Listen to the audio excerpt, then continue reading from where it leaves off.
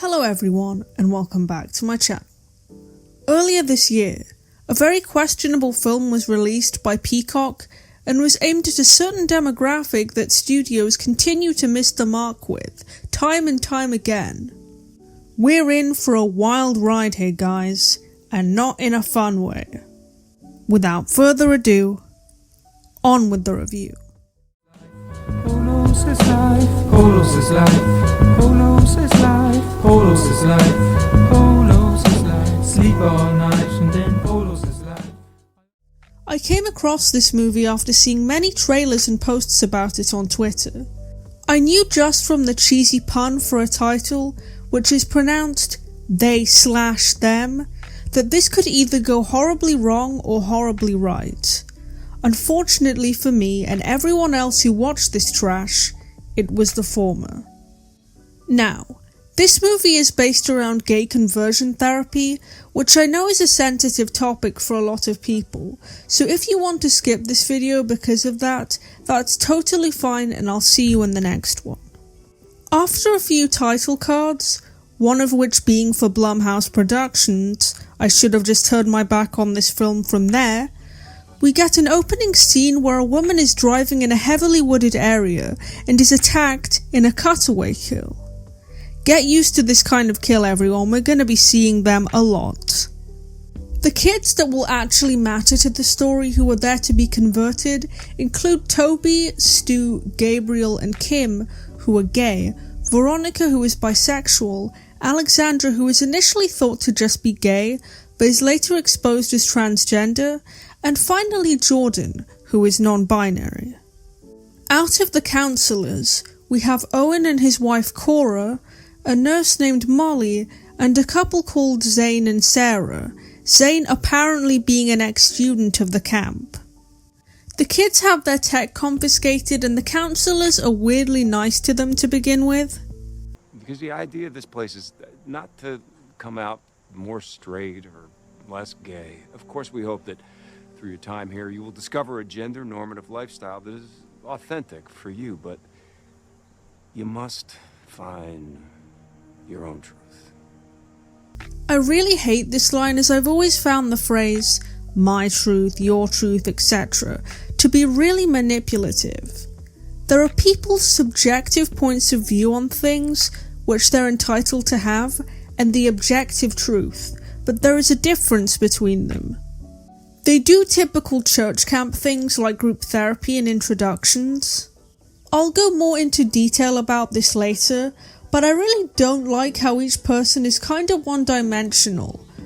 Molly allows Alexandra to take some previously confiscated hormone pills, and it's implied that Molly doesn't necessarily agree with what the camp stands for. The campgoers are taken to the woods in the middle of the night, are partnered up with someone else, and then left to sleep in the woods for the rest of the night. Kim and Veronica are given some chemistry and they chat together, and this dialogue isn't necessarily bad, but it's very predictable. However, this line at the end of their exchange is nice. I'd be scared to talk to you.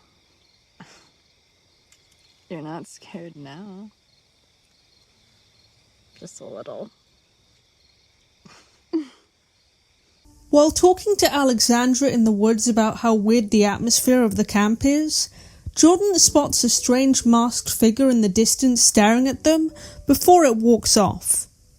Jordan has a therapy session with Cora, who has quite a few things to say which aren't very nice. They're never gonna love you.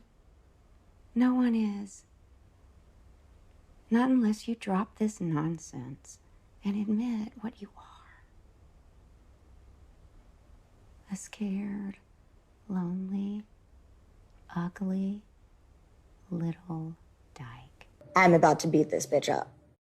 If any of you go to a therapist who starts saying this shit to you, find a new one.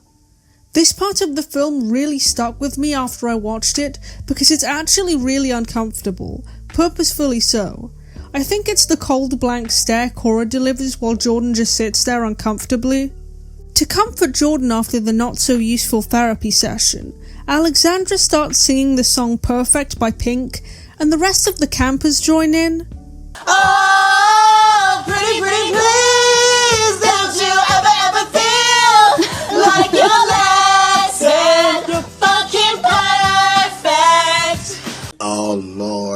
I was just in utter disbelief when the film derailed into this. I get that it's meant to be cute and all, but it's just not. It comes across as really forced, and let's just say that none of these kids should go for a career in musical theatre. Girl, the shade of it all. Jordan sneaks into the counselor's cabin and discovers photographs of previous students who had suffered horrific physical abuse at the hands of the counselors. This is just sad, honestly, and I don't think there's anything else I can say about it. Molly walks in and Jordan confronts her about the photographs, although she denies any knowledge of the abuse. The following day, the campers from the boys' cabin are taken to target practice, which Jordan excels at even against Zane, and the campers from the girls' cabin are shown how to bake pies. Owen tries to coerce Toby into shooting the camp's sick old dog, but Jordan does it instead, and Sarah intimidates Kim by making advances towards her. Take me out to the back of the shed and shoot me in the back of the head. You ain't nothing but a hound dog, you're crying all the time.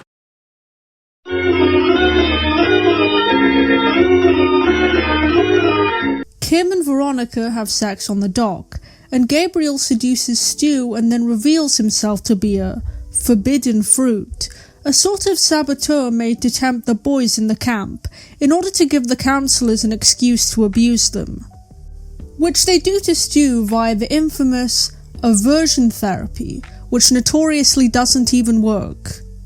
The way they do this is really over the top to the point where it's almost comedic. The lighting, the angles, the weird way that Kevin Bacon is addressing Stu, they're really phoning it in and it's not giving the creepy atmosphere they're going for. Okay, so sorry to interrupt, but this is Editing Soapy here, and I just wanted to make a point about this scene. While I was reviewing scenes for the script of this video, my brother walked in and it was during this aversion therapy scene, and he started laughing, which I think really says everything you need to know about this movie. It's not scary at all, essentially. So, the other counselors get slashed up by the masked assailant from earlier, and Jordan sneaks back into the counselor's cabin and sees the killer, who turns out to be Molly, confront Owen while Alexandra takes the rest of the convertees to safety. Molly has a vendetta against Owen as she was a past student at the camp, and during her monologue she lets her guard down, and Owen attacks, although Jordan steps in and aims the gun at Owen but refuses to shoot. The campers just kinda go home after that and the movie ends. The only thing that could save this for me is if the Men in Black or Deacon showed up to wipe my memory, so I would forget that this film ever existed. You will forget the contents of this movie. I feel like this movie missed the mark on pretty much everything. Everything that could have gone wrong, went wrong. First of all, the characters are extremely cliched on both sides. For example, Stu is the jock who is really homophobic, Kim is the lesbian in denial, and Alexandra is dishonest about being transgender. The counselors basically just spout horrible rhetoric about how being gay is a condition, and it's basically stuff that we've seen before many times.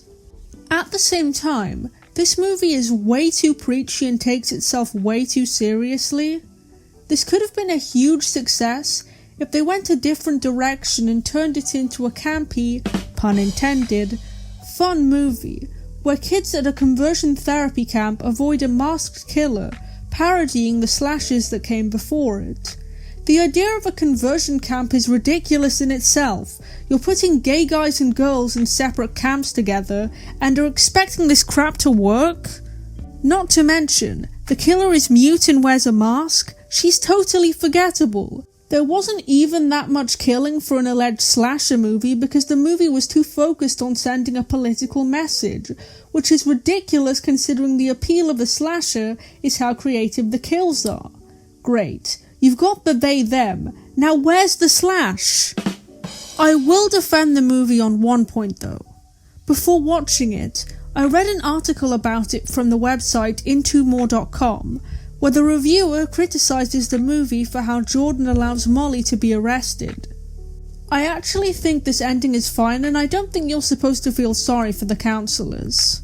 If anything, I found their deaths cathartic because I knew that meant the movie would be over soon. Also, when Owen died, he was killed by Molly before she was arrested. Molly gave a speech about him being hollow, which just made me think of the movie Hollow Man from 2000, which is pretty fitting as that movie also stars Kevin Bacon.